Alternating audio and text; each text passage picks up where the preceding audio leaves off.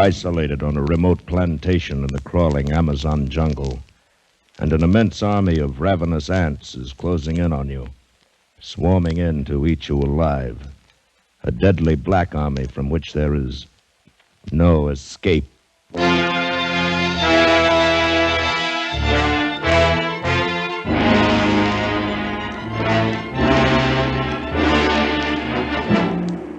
Escape, produced and directed by William N. Robeson, and carefully contrived to free you from the four walls of today for a half hour of high adventure.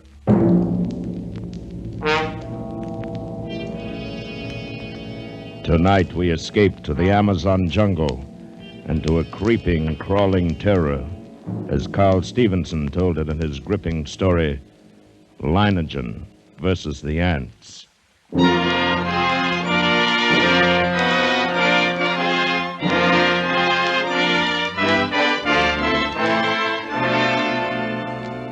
I first met Leiningen while performing my duty as district commissioner. As my boat neared his plantation landing, I saw him upon the riverbank, regarding me with mild interest.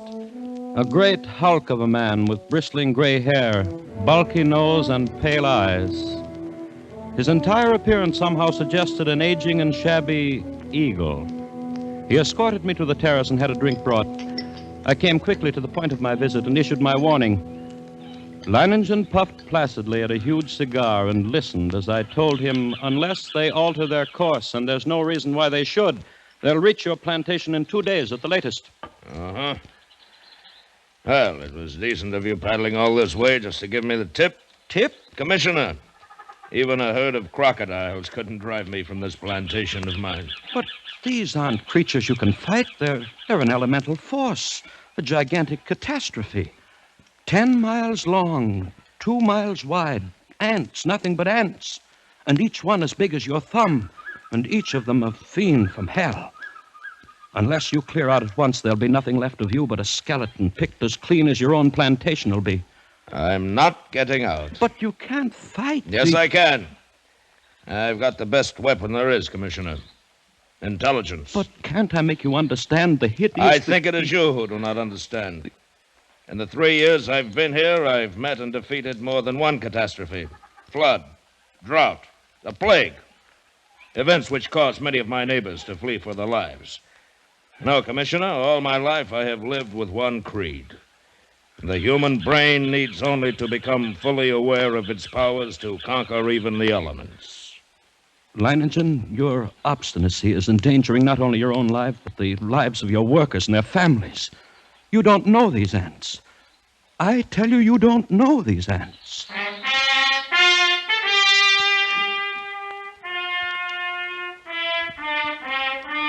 But Leiningen merely sat there, puffing at his cigar and regarding me with a smug grin, and I knew it was hopeless. As I boarded my launch and cast off, I realized I'd never met a man like that. And I could not help wondering about the strange look in the commissioner's eyes as he boarded his launch and cast off. Undoubtedly, he thought me insane. Well, he would not have been the first to think so. But I, Leiningen, knew my own powers. I was sure of myself. I knew that intelligence directed aright always makes man the master of his fate. That night, I called my Indian workers together in front of the plantation house.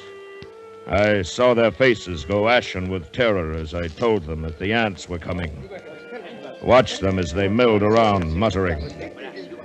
I said nothing more to them. Finally, one of the men stepped forward. Blas, the foreman.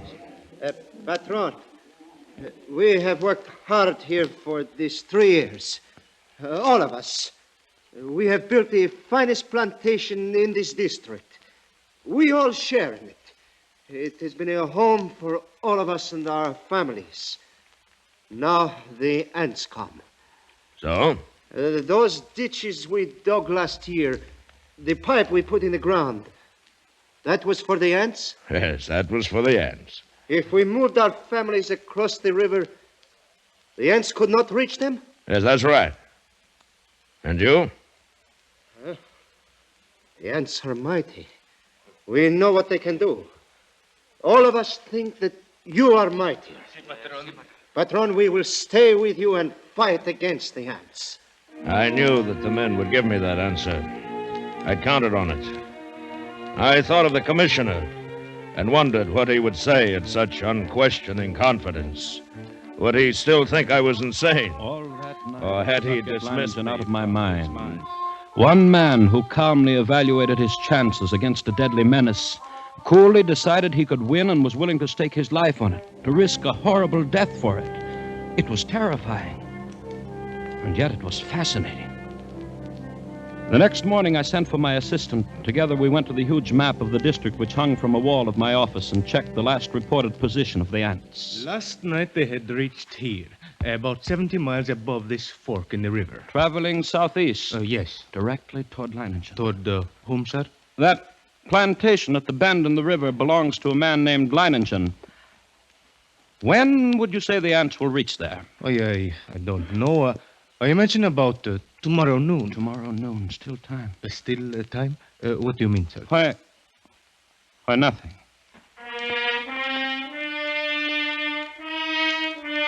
But what did I mean? Still time for what? For Leiningen to flee, or still time for me to... Even as I rejected the thought with horror, I knew that the fascination of that man was more than I could resist. That Leiningen's fight was drawing me back toward that plantation and death. I knew now past all doubt that I was going back. I had to.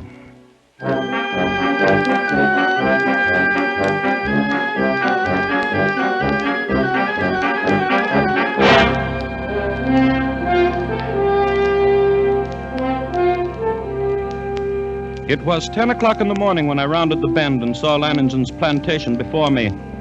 I put in at the dock and tied up the launch.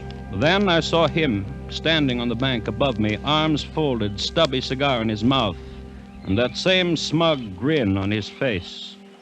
I made my way up to him. Back with another warning, Commissioner? No. Back to stay a while? Yes.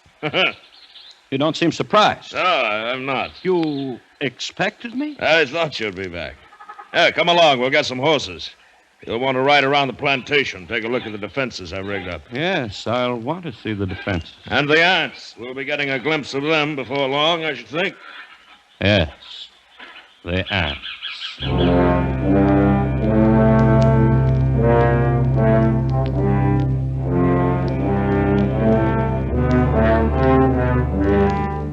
The defenses Leiningen had devised were quite impressive. Surrounding three sides of the plantation like a huge horseshoe was a ditch 12 feet wide. The ends of this horseshoe-shaped ditch ran into the river which formed the fourth side of the plantation. And at the upriver entrance to the ditch, Leiningen had constructed a dam by which the river water could be diverted into the ditch. A large hand wheel controlled the floodgate of the dam, and apparently Leiningen had ordered it opened immediately after my arrival. For as we now approached the ditch and rode along it, I could see that it was nearly full. How do you like my first line of defense, Commissioner? It's reassuring, like a moat around a castle. Unless the ants know how to build rafts, they won't reach the plantation. But this is only the outer moat. There's a better one than this.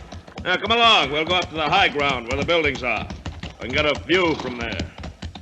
Leiningen, Huh? I didn't see any women or children around the plantation or any animals. Yes, that's right. Moved them across the river. And even you think there is danger. Not because of danger, Commissioner. Matter of efficiency. Efficiency? Yes, cuts down on the efficiency of the men if they're worried about their families. Critical situations only become crises when oxen and women get excited. I see. Here we are. See the ditch? It's much smaller than the others. Yes, you've noticed how all the buildings are on this piece of high ground. The inner ditch surrounds them, and it's lined with concrete. But even filled with water, this is no barrier. It's not big enough. Why, if the ants get this far, They'll get no farther. This ditch wasn't built for water, Commissioner. You see the pipes leading into it? See those storage tanks on the hill? Petrol. We can throw up a wall of flame. Care to bet they won't like that? I hope you're right. Leiningen, look. Over at the edge of the jungle, all those animals. Yes.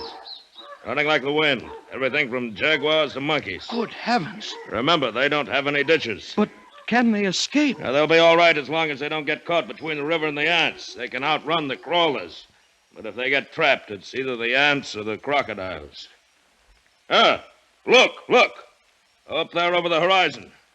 There are your ants. Look at them.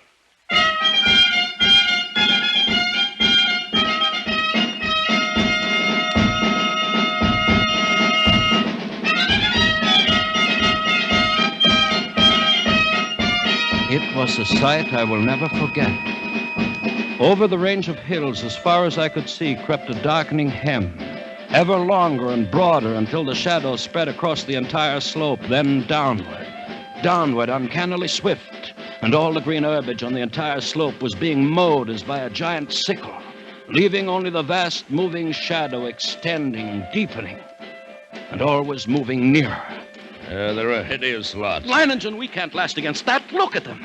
Why, they will fill your ditches with their corpses and still have enough to destroy every one of us. We've got to run. Well, no, they haven't gotten to us yet, and they never will.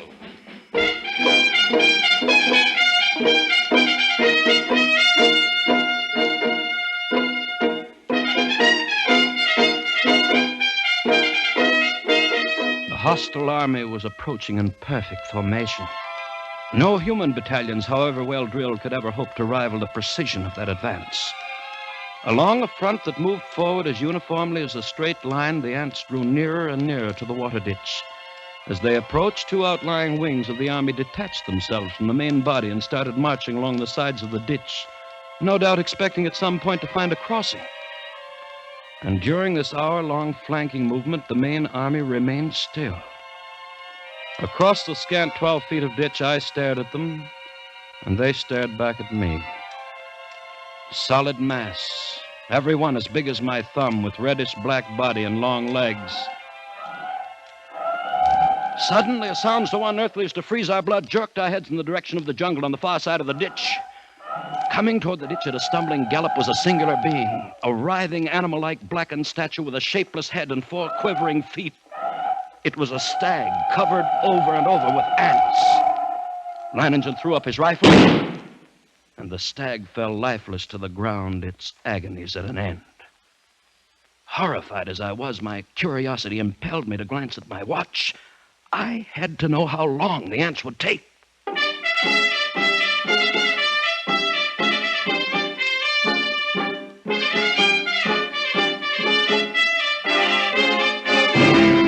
After 6 long minutes, only the white polished bones of the stag remained. Now I could see a change in Leiningen. Gone was the sporting zest of the novel contest. In its place was a cold, violent purpose. He had to beat the ants because he now knew how long it would take them once they got to us.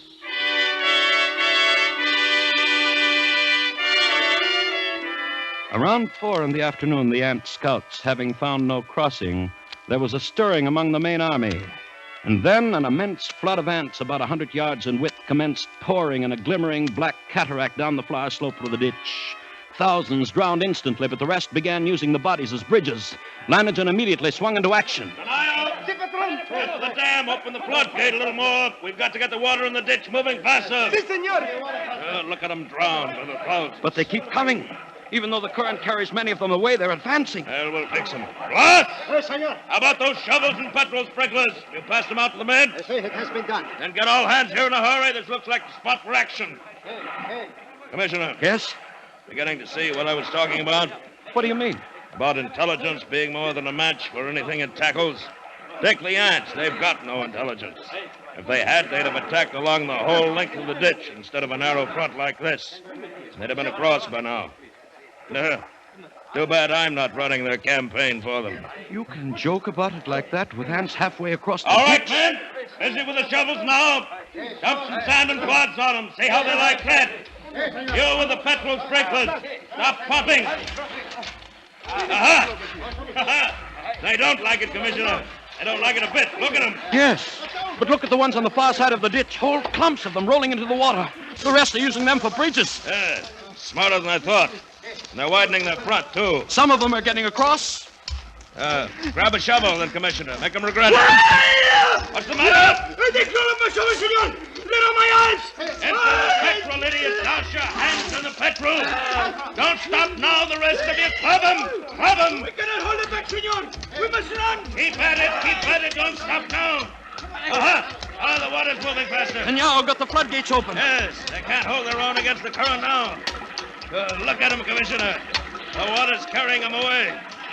We've beat him. We've won out.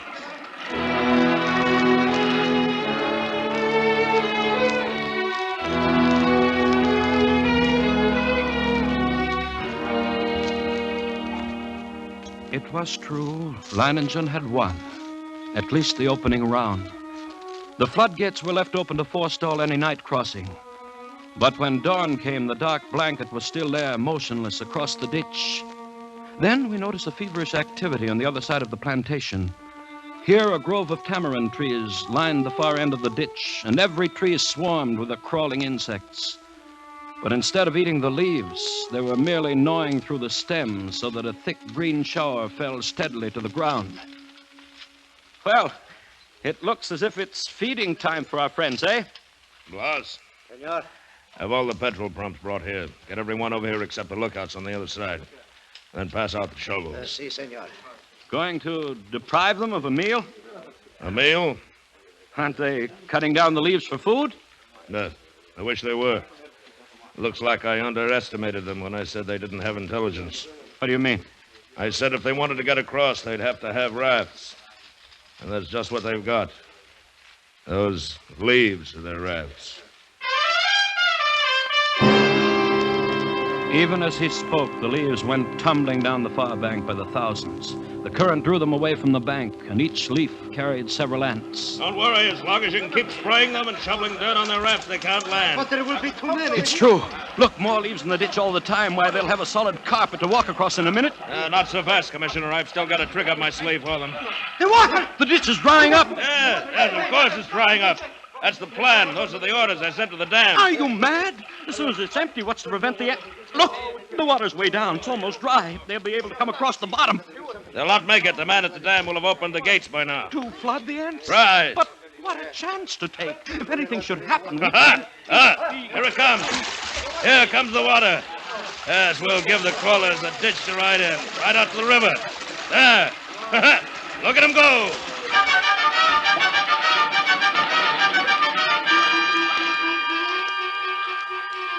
Leiningen's tactics were successful at first. The violent flow of water at the original depth raced through the ditch, overwhelming leaves and ants and sweeping them along. 3 times the ditch was emptied. 3 times the ants raced across its bottom, and 3 times the rushing water, arriving just in time, carried them away. But the 4th time, as the water lowered nearly to the bottom of the ditch, we waited in vain for the rushing waters, and then... What's the matter? What's gone wrong at the dam? Just as the man at the dam lowered the water almost to the bottom, the ants attacked. Before he could open the floodgate, he was almost surrounded. He ran. The ants kept coming. They are across the ditch. Leiningen stood motionless, absorbing the news of his defeat without a word. Then he raised his pistol and fired 3 shots into the air. The prearranged signal for all the men to retreat instantly to the second line of defense, the concrete ditches more than a mile from the point of the invasion. Soon after we arrived there, the natives commenced straggling in silently. Leiningen waited until all of them had gathered. Then he spoke to them. Well, lads, we won the first round and lost the second. But we'll smash the crawlers yet. Anyone who thinks otherwise can draw his pay and push off. There are rafts enough on the river and plenty of time still to reach them. You stay then. Good. Thank you, lads. And you, Commissioner? I can't persuade you to give up the fight? You cannot. Then I stay, too. Yeah, I knew you would. Senor, if you are the ants have reached the ditch. They're trying to get across? No, senor. I didn't think they would. There's plenty of food out there for them. My fields and orchards, the work of 3 years. Ought to last them until morning, anyway.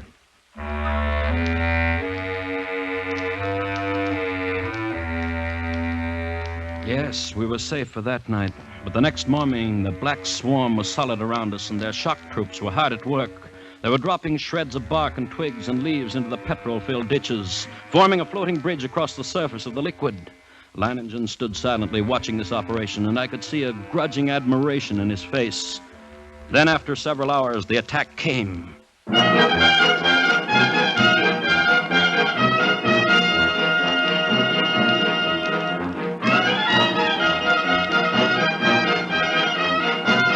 Down the ditch they poured, millions of them, and across the bridge of twigs, rapidly approaching the inner side.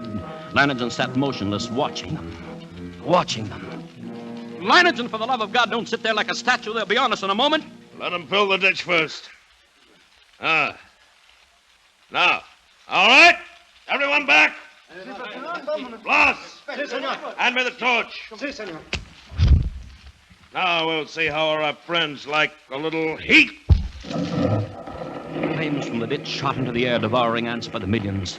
It was some time before the petrol burned down to the bed of the ditch, but when it did, the devils came back for more.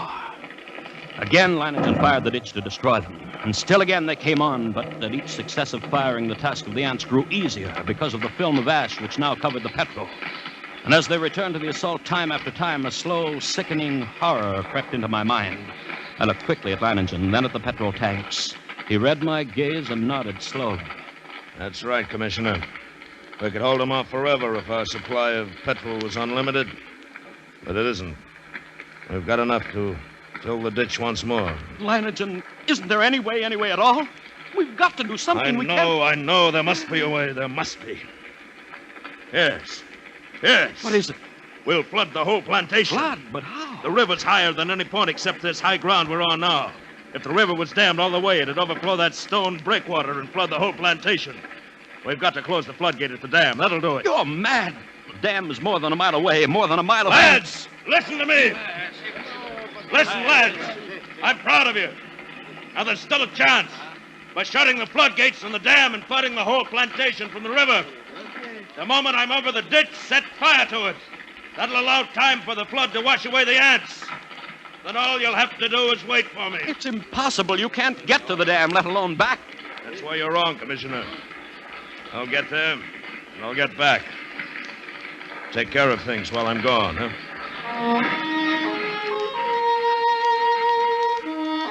I watched him as he calmly pulled on high leather boots, drew gauntlets over his hand and stuffed the spaces between breeches and boots, gauntlets and arms, with petrol-soaked rags.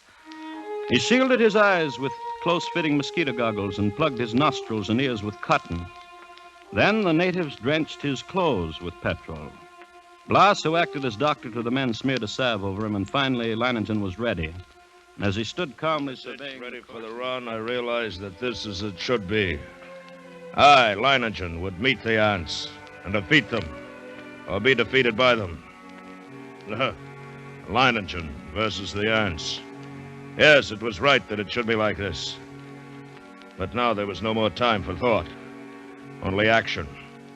I took a deep breath and then bounded across the ditch and among the ants.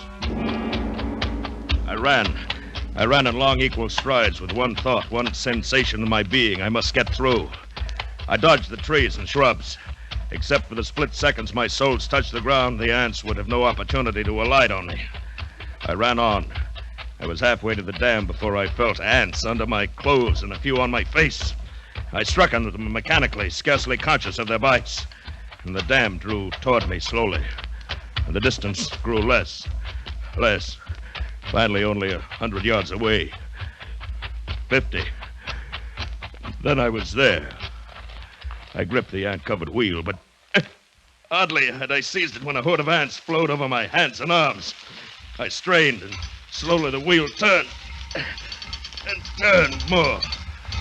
The floodgate was swinging slowly shut. Then it was shut. And the water was rising behind the breakwater. Closer to the top. Closer. And then it was spilling over. Flooding of the plantation had begun. I let go of the wheel and started back through the ants. I was coated from head to foot with the fiends. Tongues of fire stabbed at me as they bit into my flesh. I almost lost my head with the pain as I ran, knocking ants from my body, brushing them from my bloody face. And then One bit me just below the rim of my goggles. I managed to tear him away. But the agony of the bite and its venom drilled into the eye nerves. I saw now through circles of fire into a milky mist. I was almost blinded. But I knew that if I tripped and fell... I ran on, my heart pounding as if it would burst. Blood roaring in my ears, a giant's fist battering my lungs. And then I could see dimly that wall of flame at the ditch, but it was too far away. I could not last half that distance. I stumbled and fell. Felt myself being swarmed over, devoured. Tried to rise. A great weight. And then suddenly the vision of the half-devoured stag in my brain. 6 minutes, then nothing but bones. I couldn't let that happen to me. I couldn't die like that. To my feet. Drag myself forward. Draw the flame. The ditch. The ring of flame. Closer now. Only a little closer. It seemed we had waited for hours when all at once, through the blazing ring around us, an apparition hurtled and fell full length on the ground. It was Leiningen, alive with ants, unconscious, with glazing eyes and lacerated face. We rushed to him, stripped off his clothes, and tore at the ants that covered him. His body seemed almost one open wound. In one place, I could see a white bone.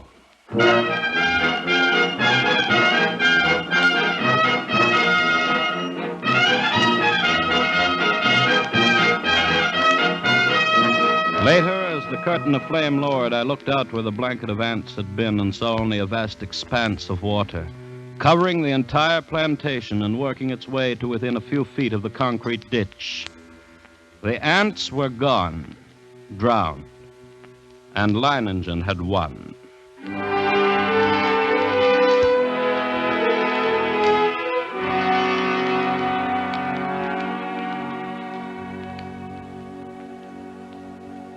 He lay on his bed, his body swathed from head to foot with bandages, but alive and still in command. Everything in order? Everything's in order. I told you I'd come back. Uh-huh. Even if I am a bit streamlined.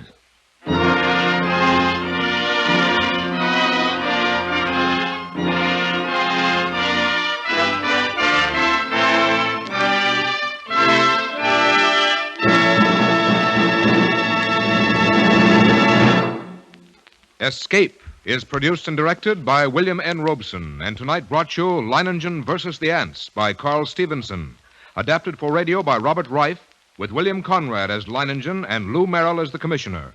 Music was conceived and conducted by Cy Feuer. Next week... You are groping through a dark alleyway in the French Quarter of New Orleans, with terror driving you on.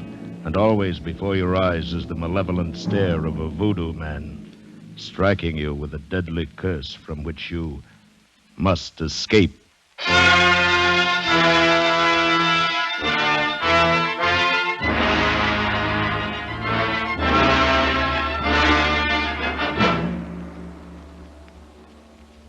Next week, we escape with William Irish's eerie story of a voodoo-haunted band leader, Papa Benjamin. Good night, then, until this same time next week, when we again offer you Escape.